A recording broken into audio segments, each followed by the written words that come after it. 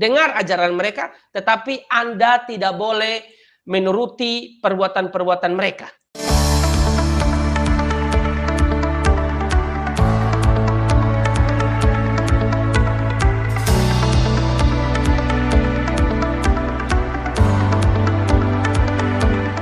Pertanyaan yang kedua menarik. Bolehkah mendengarkan khotbah dari seorang pendeta yang bagus dalam berkhotbah, yang pintar dalam berkhotbah, tapi ia sendiri tidak melakukan apa yang ia khotbahkan? Bolehkah mendengarkan khotbah hamba Tuhan tersebut? Jawaban saya adalah boleh. Tidak ada masalah. Selama pendeta tersebut mengajarkan hal yang baik, ya, menyampaikan firman Tuhan dengan dasar-dasar kebenaran yang benar, berdasarkan kitab suci, Anda harus dengar. Tapi ingat baik-baik, untuk urusan perbuatan mereka atau sikap kehidupan mereka, Anda tidak boleh teladani.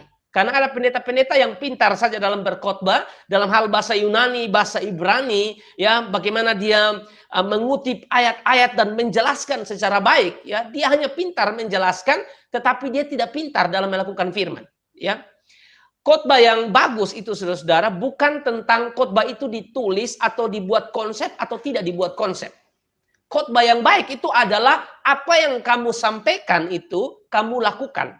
Itu khotbah yang baik. Itu khotbah yang hidup, saudara. Ya, karena banyak sekarang orang begitu kan, pincang, hebat berkhotbah, hebat pelayanan ke sana kemari, tapi kehidupannya tidak bertobat, kehidupannya tidak mengenal Tuhan. Pintar bicara tentang Tuhan, tapi sikap tingkah lakunya tidak menunjukkan bahwa dia cinta Tuhan, bahwa dia melakukan firman seperti apa yang dia khotbahkan. Jadi tidak ada persoalan untuk dengarkan pendeta yang hebat berkhotbah atau pintar berkhotbah tapi dia tidak melakukan, tidak ada persoalan, ya, tidak ada persoalan. Dengarkan firman-Nya baik-baik tapi jangan teladani sikapnya. Nah, pada bagian ini Yesus pernah bicara di dalam, atau Yesus sedang mengecam dengan keras, ya, ahli-ahli Taurat dan orang-orang Farisi dalam Matius pasal yang ke-23.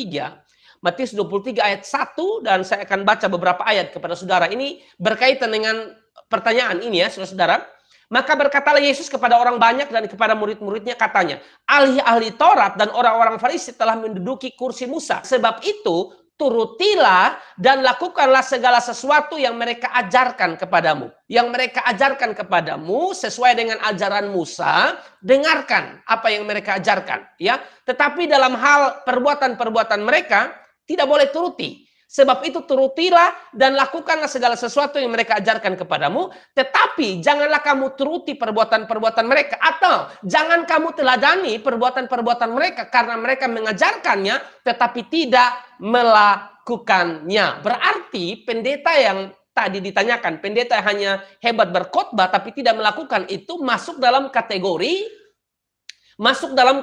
ahli-ahli Taurat dan orang-orang Farisi. Pintar berkhotbah, pintar mengajarkan sesuatu kepada orang-orang, ya, menurut ajaran Musa, tapi mereka sendiri tidak melakukan, ya. Mereka sendiri tidak melakukan apa yang mereka ajarkan. Jadi Yesus bilang, boleh ikut ajaran mereka, dengar ajaran mereka, tetapi Anda tidak boleh menuruti perbuatan-perbuatan mereka.